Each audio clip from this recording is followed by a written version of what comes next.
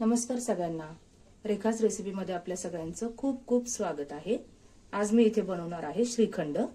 त्यासाठी मी ते साहित्य घेतलेलं आहे। अर्धा लिटर दही घेतलेलं आहे।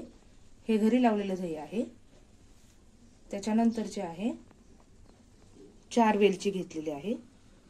इथे जे आहे केसरचं दूध घेतलेलं आहे, सुकामेवा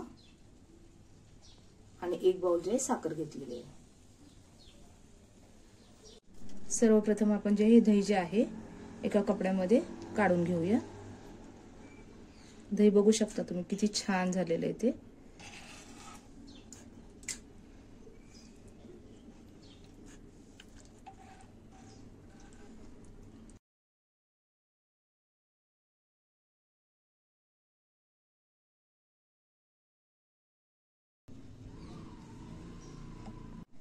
तर आता हे दही जे आहे आपण जे आहे एक 5 ते 6 तासासाठी आपण जे आहे बांधून ठेवणार आहोत।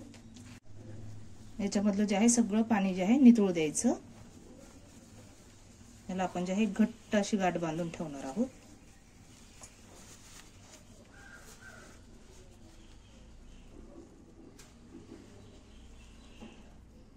आता याला आपण जे आहे टांगून ठेवूया।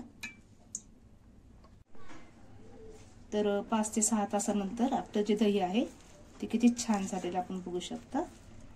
तर हा जो गोळा आहे आपण एका जे आहे दुसऱ्या भांड्यामध्ये काढून घेऊ। तर हे जे आहे हा जो गोळा आहे आपण मिक्सर वरती जे आहे ते बारीक करून घेऊया। आता जे आहे हे मिक्सर मध्ये वाटल्यानंतर आपण याच्यामध्ये साखर जे आहे ते ऍड करणार आहोत। साखर जी आहे ती मी पिठी साखर करून घेतलेली आहे। याची आपली जी साखर होती ती साखर मी जे आहे मिक्सर वरती बारीक करून त्याच्यामध्ये वेलची घालून वाटून घेतलेली आहे। आता हे मिश्रण जे आहे आपण पुन्हा एकदा मिक्सर वरती वाटून घेऊया। 1-2 मिनिटांसाठी फिरवून घेऊ।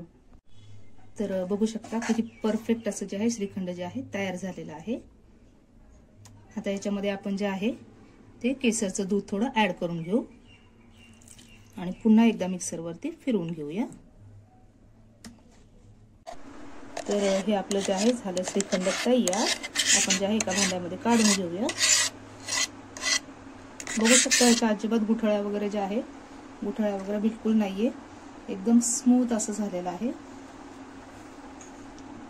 आता याच्यामध्ये आपण जे आहे ड्रायफ्रुट्स जे आहे ते ऍड करू।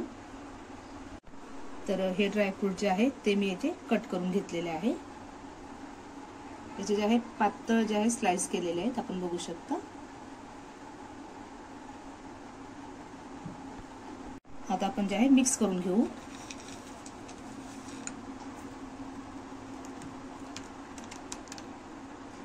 काजू,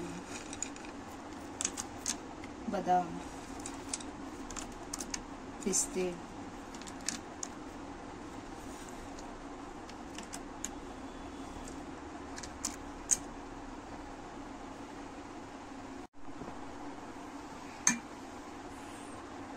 ड्रायफ्रुट्स आपण सगळे जे आहे ते मिक्स करून घेऊ।